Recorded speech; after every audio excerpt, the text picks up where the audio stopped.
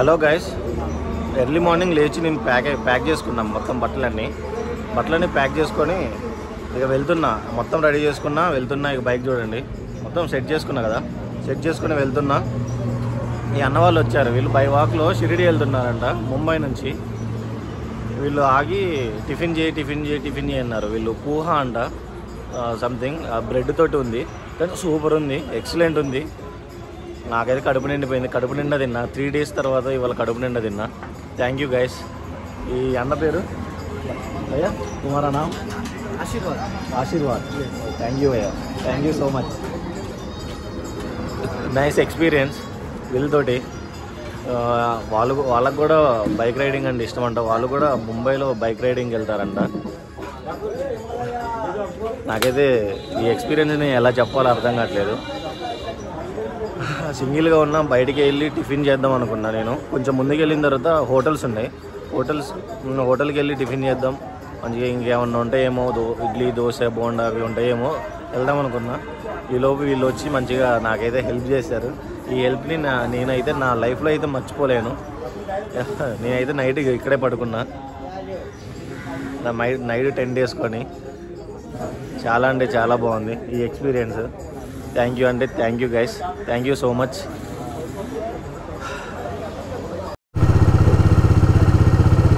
Hello guys, night అయితే నేను అక్కడ స్టే చేసిన 10 days కొని. మొత్తం ప్యాక్ చేసుకున్నా. నేను ప్యాక్ చేసుకుని వెళ్ళిపోదాం అనుకునే లోపు వీళ్ళు వచ్చారు. ముంబై అంట వీళ్ళు. ముంబై నుంచి షిరిడి వెళ్తున్నారు బై వాక్లో వెళ్తున్నారు వీళ్ళందరూ. నన్ను ఆపి ఇక్కడ ఫుడ్ తిను, టిఫిన్ చెయ్యి, ఫుడ్ తిను అన్నారు. ఇక మనకు కూడా ఆకలి అవుతుంది కదా అని నేను తిన్నా. ఏం చేద్దాం, ఫుడ్ తిను అన్నారు. ఇక్కడే నేను ఫుడ్ చేసిన. పూహా అంట, ఇది బ్రెడ్తో చేశారు, కానీ సూపర్ ఉంది. అసలు నేను ఇంత బాగుంటుందని అనుకోలే అసలు. ఇటు సైడు ఫుడ్ అసలు ఇంత టేస్టీగా ఉంటుంది అనుకోలేదు నేను. సూపర్ ఉంది. అందులో ఒక అన్న పరిచయం అయ్యిండు, ఆశీర్వాద్ అంట ఆ భయ్య పేరు. నెంబర్ ఇచ్చాడు, ముంబైలో ఏదైనా ప్రాబ్లం ఉంటే నాకు ఫోన్ చేయని చెప్పాడు. సరే బ్రో అని చెప్పిన.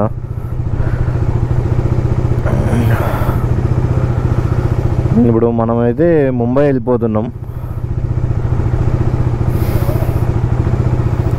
Gate of India.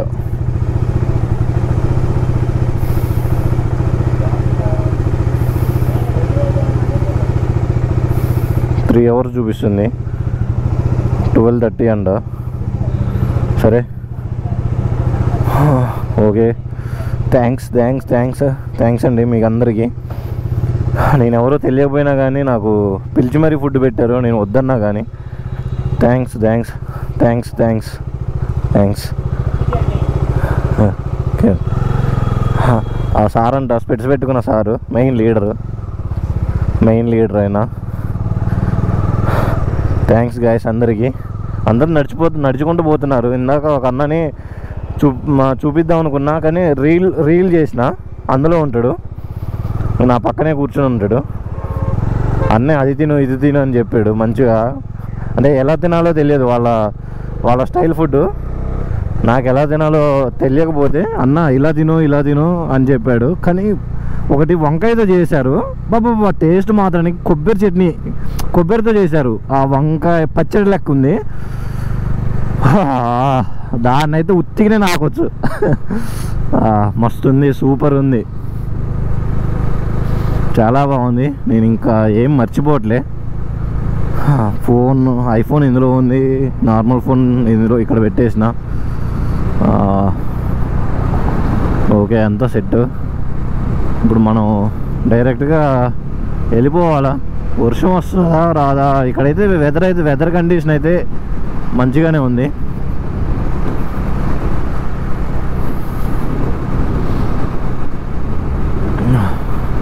ఇక చూడండి, ముంబై 115 kilometers.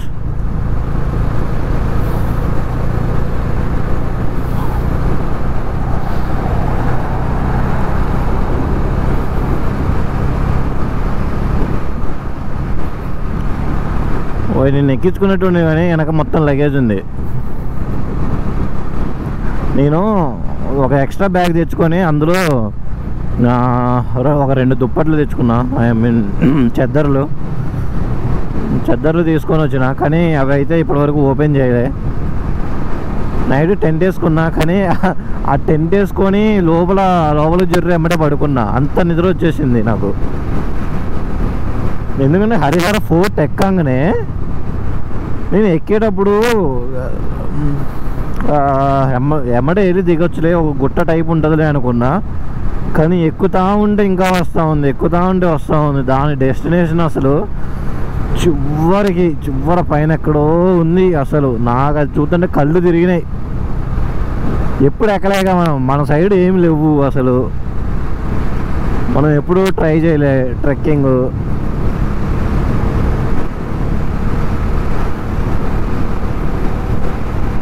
ఈసారి ఇదే ఫస్ట్ టైం ట్రెక్కింగ్ చేయడం. కానీ అటు మాత్రానికి లొకేషన్స్ నెక్స్ట్ లెవెల్లో ఉన్నాయి. కానీ నేను వెళ్ళేటప్పుడు 3:30 4 అయింది కదా, 4:30 అయింది. 4:30 అట్లా అయింది. ఆ టైం అయింది అంటే ఎక్కువనే అయి ఉండొచ్చు. ఈవినింగ్ టైంలో లొకేషన్స్ చాలా బాగున్నాయి అటు సైడ్. నేను వచ్చేటప్పుడు అంటే పైకి వెళ్ళి తిరిగి వచ్చేసరికి మొత్తం చీకటి పడిపోయింది కింద. నాతో పాటు ఇంకొక కార్ అన్న వాళ్ళు కూడా ఖమ్మం వాళ్ళే, మన వాళ్ళే. నాకు వాళ్ళు కనబడ్డారు. ఏదో సిఎస్ కార్ వేసుకొని వచ్చారు, TS07 అది వేసుకొని వచ్చారు. వాళ్ళకి నేను ఫాలో అవ్వకుండా వచ్చిన. మళ్ళీ ఒక 10 కిలోమీటర్స్ దాటిన తర్వాత వాళ్ళ డెస్టినేషన్, వాళ్ళ రూట్ వేరే, మ్యాప్స్ వేరే చూపిస్తుంది అంట, నాది వేరే చూపిస్తుంది ముంబై సైడ్గా. వాళ్ళు షిరిడి వెళ్తున్నారు. మళ్ళీ ఇంకా ఇక్కడ హోటల్ ఉంది, ఇక్కడ తినుంటే నా పరిస్థితి ఏందో. ఇక్కడ అన్న చెప్పాడు ముంబైలో మొత్తం స్పీడ్ బ్రేకర్స్ ఎక్కువ ఉంటాయి, జనాలకి హద్దు పద్దు ఉండదు, ఎట్లా పడితే అట్లా వస్తూనే ఉండరు అని చెప్పాడు. నువ్వైతే చాలా జాగ్రత్తగా ఉండాలి ముంబైలో అని చెప్పాడు. Okay bro, okay all right అని చెప్పా. నేను చూసుకుంటా అని చెప్పా. మనం ముంబై దాటిన తర్వాత మనకి ORR ఎక్స్ప్రెస్ హైవే అంట. ఎక్స్ప్రెస్ హైవే ప్లస్ హైవే 2 ఉంటాయంట. ఎక్స్ప్రెస్ హైవేకి ఓన్లీ కార్స్ వెళ్ళవంట. ఓన్లీ 2 వీలర్స్కి అయితే హైవే అంట. నువ్వు కనుక ఎక్స్ప్రెస్ హైవే ఎక్కావనుకో నీకు మాత్రం ఫైన్ ఒక 3000 to 5000 ఎంతైనా పడవచ్చు. నువ్వు అసలు అయితే అందులోకి వెళ్ళమాకు అని చెప్పాడు అన్న. వెళ్ళనులే బ్రో, హైవే నుంచే వెళ్ళిపోతా అని చెప్పా. ఇట్లాంటి ఇన్ఫర్మేషన్ ఇచ్చే వాళ్ళు కూడా ఉండాలి. కానీ బ్రో హిందీలో మాట్లాడుతుండే, ఇంగ్లీష్లో మాట్లాడుతుండో నాకు కూడా అర్థమవుతుంది అంతే.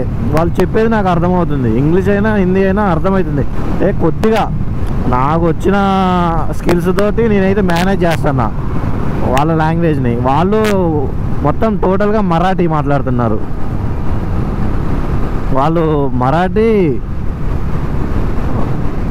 హిందీ, ఇంగ్లీష్ మంచిగా మాట్లాడుతున్నారు వాళ్ళు ఫ్లూయెంట్గా.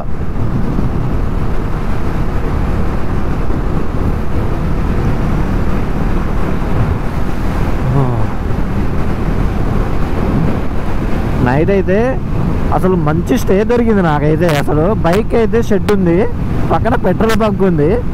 ఆ పెట్రోల్ బంక్ బురద ఉంది. అంటే వాళ్ళు మొత్తం గచ్చు చేయలేదన్నమాట. గచ్చు చేయకోకుండా ఉండేసరికి మొత్తం బురదే ఉంది. ఆ బంక్లో పోయి పడుకుందాం అనుకున్నా. ఆ బంకులో కనుక 10 days ఉంటే మొత్తం ఆగమైపోయేది. పక్కనే హోటల్, దాన్ని క్లోజ్ చేశారు. బైక్ ఇగో అటు సైడ్ చూడండి, లెఫ్ట్ సైడ్, రైట్ సైడ్లో, ఇగో రైట్ సైడ్లో ఉన్నారు కదా జనాలు. వాళ్ళందరూ బై వాక్లో షిరిడి వెళ్ళే వాళ్ళందరూ వాళ్ళు టిఫిన్ చేస్తున్నారు. నేను మామూలుగా కూర్చో వాటర్ బాటిల్ ఇస్తున్నాడు ఒక అంకుల్ అక్కడ. నేను నైట్ స్టే చేసిన దగ్గర వాటర్ బాటిల్స్ ఇస్తుంటే ఒక అంకుల్ వచ్చి తాగుతావా అని అడిగాడు. నేనైతే ఆల్రెడీ తాగిన అంకుల్ నా దగ్గర ఉన్నాయని చెప్పిన. అయితే ఇంకొక ఆయన వచ్చి బాటిల్ తీసుకొస్తాను, కూర్చో ఇక్కడ నువ్వు తిన్నావా, టిఫిన్ చేసినావా అన్నాడు. లేదు అంకుల్ అంటే కూర్చో అన్నాడు. నేను వెళ్ళి మొహమాటంగా పోయి పక్కన కూకున్నా. ఇంకా ఒక అన్న వచ్చి నాతో మాట్లాడాడు మంచిగా. ఎక్కడి నుంచి వస్తున్నావు, బైకర్వా నువ్వు, ఏం చేస్తావు అంటే నేను యూట్యూబర్ని, ఇట్లా ఇట్లా బైక్ తిరుగుతూ ఉంటా, ట్రావెల్ చేస్తూ ఉంటా అంటే ఓకే ఓకే అని చెప్పాడు. అప్పుడు ఇక తిను నువ్వు తిన్నావా లేదా, ఇక తిను అని చెప్పాడు. మంచిగా మస్తు అనిపించింది నాకైతే.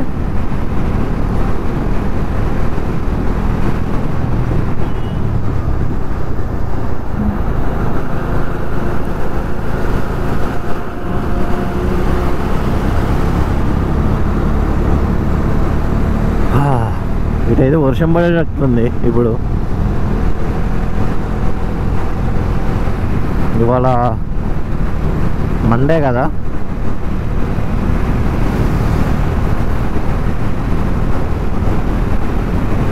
బాంబే దాబా, బాంబే. ఇంతకుముందు బాంబే అనేవాళ్ళు కదా, ముంబై. ఇప్పుడు ముంబై అయిపోయింది, బాంబేనే బాగుంది నాకు తెలిసి.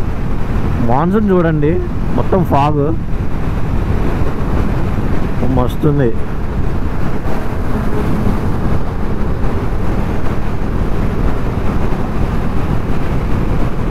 ఇంకా ఇప్పటికి 9 క్రాస్ అయింది, 10 అవుతుంది. 20 minutes to 10.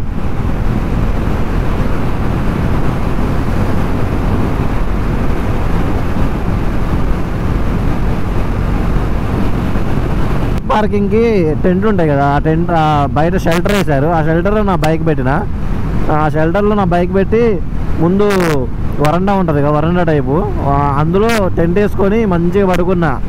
అసలు నేను ఎప్పుడంతే 4కి అలారం పెట్టుకున్నా, 5కి అలారం పెట్టుకున్నా. సరే 5కి లేచి వెళ్ళిపోదాంలే అని పెట్టుకున్నా. 5 కానీ అబ్బా అప్పటికే ఫాగు చాలా ఉంది బయట. ఇక వర్షం వస్తుంది, చిన్న చిన్న చినుకులు పడతా ఉన్నాయి. అబ్బా ఈ వర్షంలో ఏం పోతుంది, కొద్దిసేపు పడుకుందాం అని పడుకున్నా. ఎందుకంటే నిద్ర ఇంపార్టెంట్ కదా మనకి. నిద్ర పోకపోతే మనం ఎక్కువ స్ట్రెయిన్ అయిపోతూ ఉంటాం. అందుకే మంచిగా నిద్రపోవాలి ఎక్కడికి పోయినా కానీ. ఇక నేను ఇంతకు ముందులా హడావిడిగా చేసి వెళ్ళడం అనిపించలేదు. ముందైతే ఒక 3-4 డేస్ అనుకున్నా కదా, ఆ 3-4 డేస్లో ఈ డేలో ఇన్ని కిలోమీటర్లు పోవాలా, ఈ పోయిన తర్వాత ఈ టెంపుల్ నుంచి అక్కడికి వెళ్ళాలా అని ప్లాన్ చేసుకున్నా. అంటే ప్లాన్ అయితే ఏం చేసుకోవాలి, కాకపోతే ఇక్కడికి వచ్చిన తర్వాత అనుకున్నా ఇక్కడ నుంచి ఆడికి వెళ్దాం, ఆడ నుంచి ఇడికి వెళ్దాం అని అనుకున్నా. కానీ నేను అనుకున్నట్లే ఏది శివలింగం అది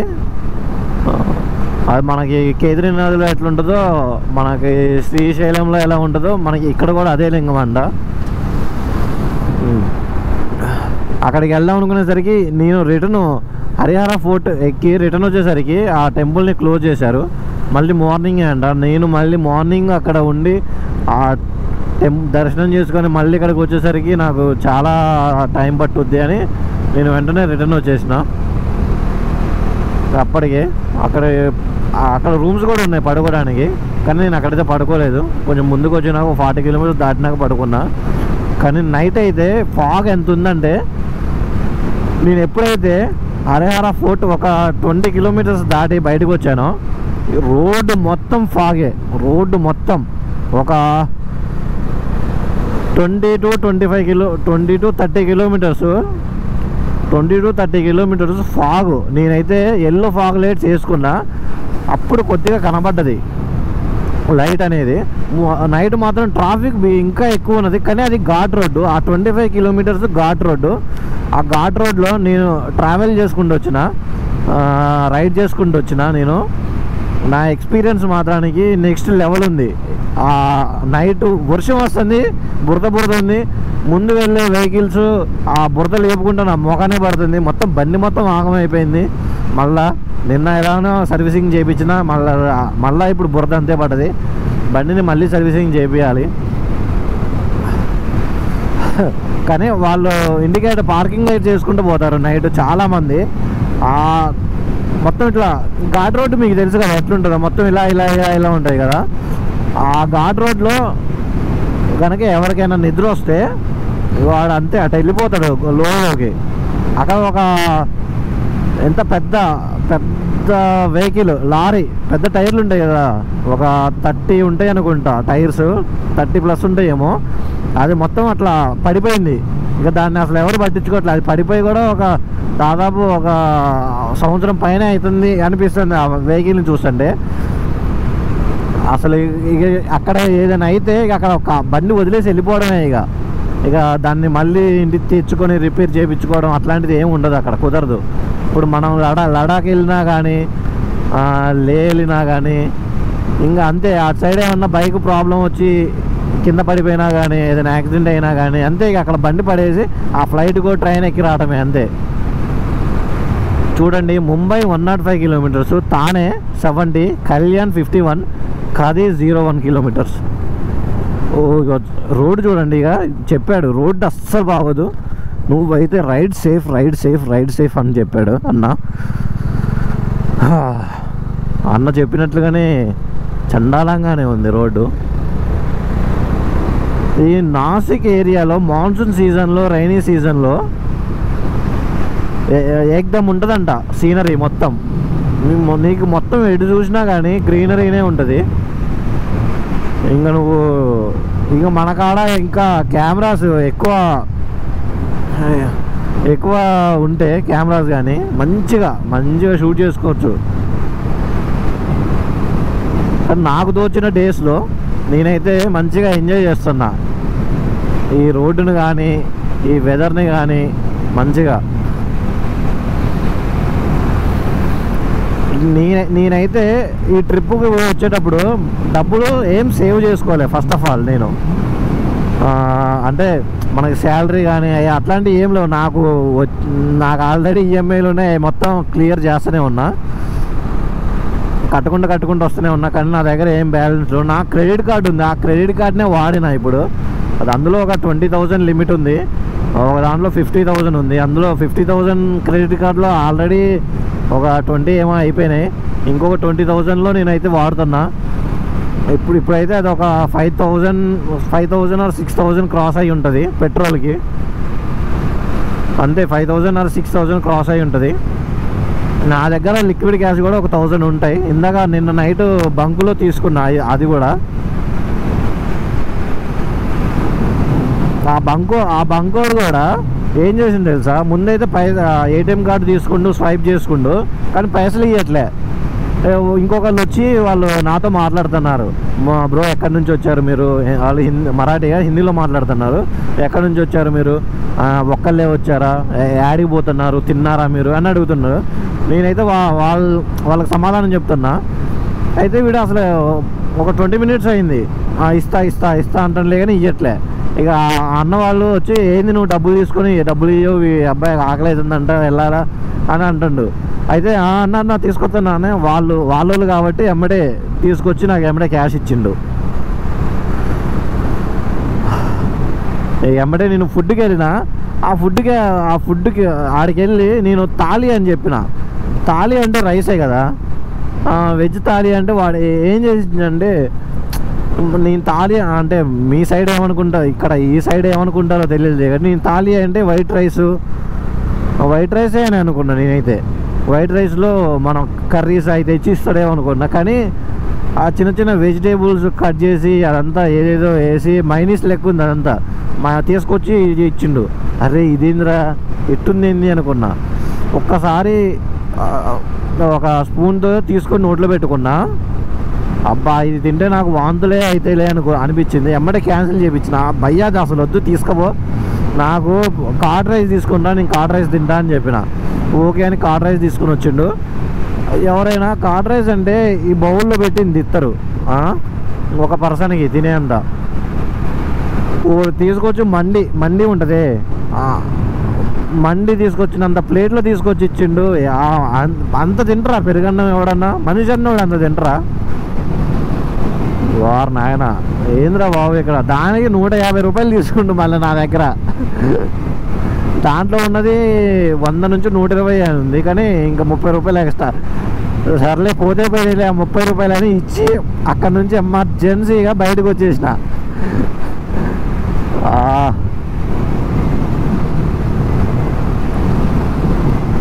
ఇంకా ఇట్లనే నాన్ స్టాప్గా రైడ్స్ ఉంటాయి, కంటెంట్ ఏం వస్తుందబ్బా తెలుసా. నేను ప్లాట్ ఫర్ సేలా అక్కడ నేను హరిహర పోటీకి వెళ్ళేటప్పుడు ప్లాట్ అని ఉంది, కింద ఏదో పక్కన ఏదో నెంబర్ ఉంది, కింద దాబా అని ఉంది. ప్లాట్ అంటే మన దగ్గర ఏంది స్థలాలు అమ్ముతారుగా, అదనుకున్నా నేను. ఇక్కడ చూడండి మోడీ హుండాయ్ అంట, బుక్ నౌ షాపూర్.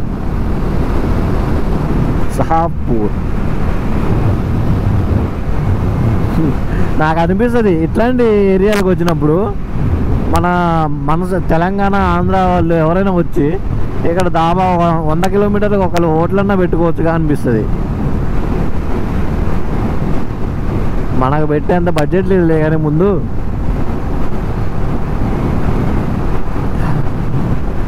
ఏదో ఐడియా ఇస్తాను అంతే. చూడండి లొకేషన్ మాత్రానికి.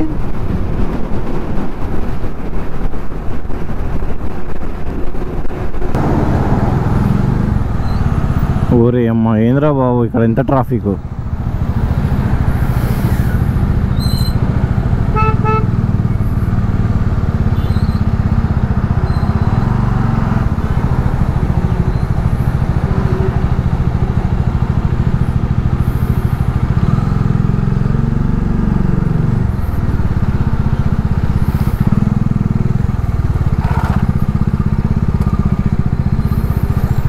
ఇక్కడ పట్టుద్దా మన బండి.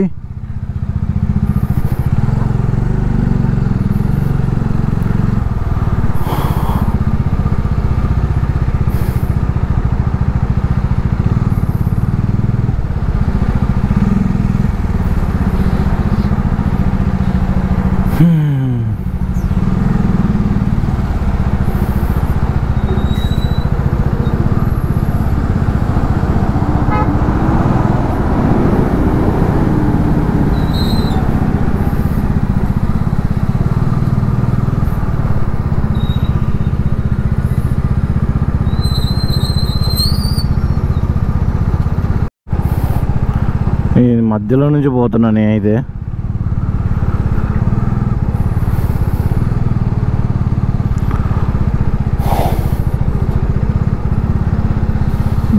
ఆగితే మధ్యలో నుంచి పోవచ్చు, ఆగకపోతే మధ్యలో నుంచి పోతే వాడు ఇటు సైడ్ అన్నాడు అనుకో మళ్ళీ నాకు జామ్ అయిద్ది.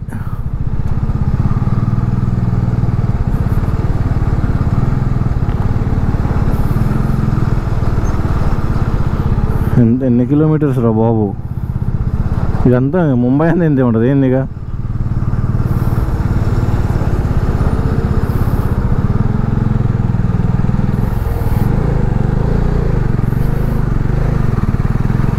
అమ్మా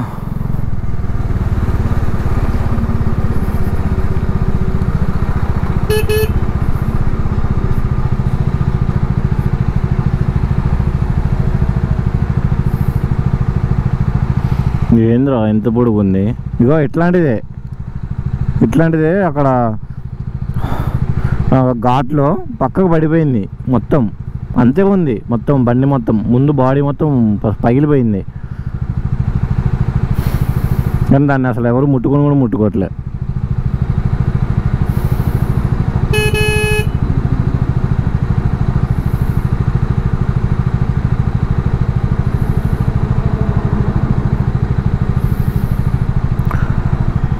ట్రాఫిక్ జామ్లో రోడ్డు పక్కన పెట్టుకొని ఏం చేస్తున్నావురా భయ్ నువ్వు?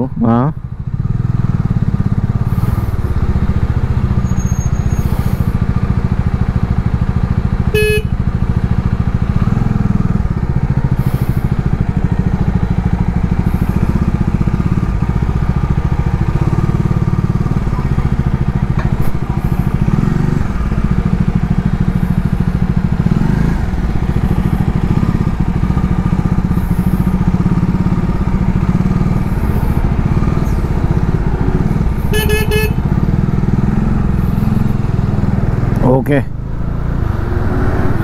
ఇప్పుడు బానెట్ లేపుకునేది చేస్తుండు.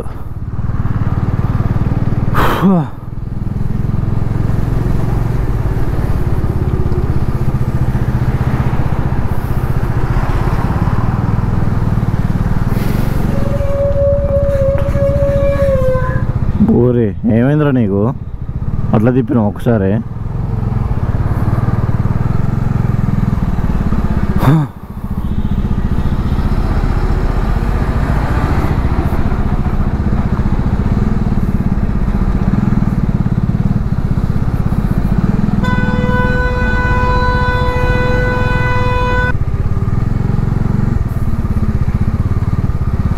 అమ్మో అమ్మో అమ్మో అమ్మో, జారుతుంది జారుతుంది జారుతుంది.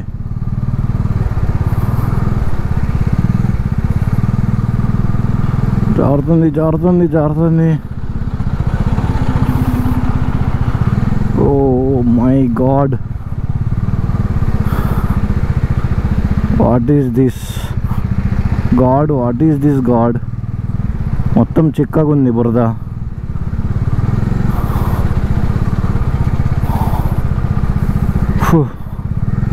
ఫుల్ ఆఫ్ చిక్కగా.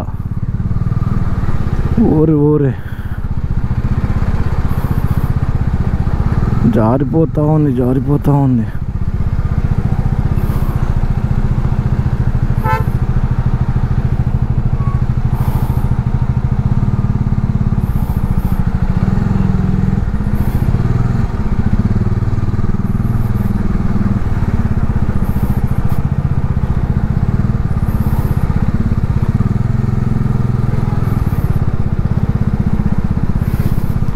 వెనక కారోడు అసలు ఆగట్లే వాడు.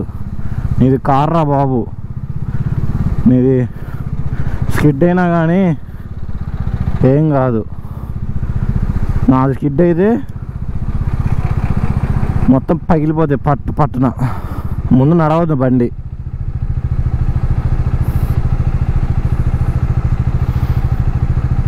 ఇంకంతా పోతే ఎక్కించున్నావు, అది పోనీలేవా?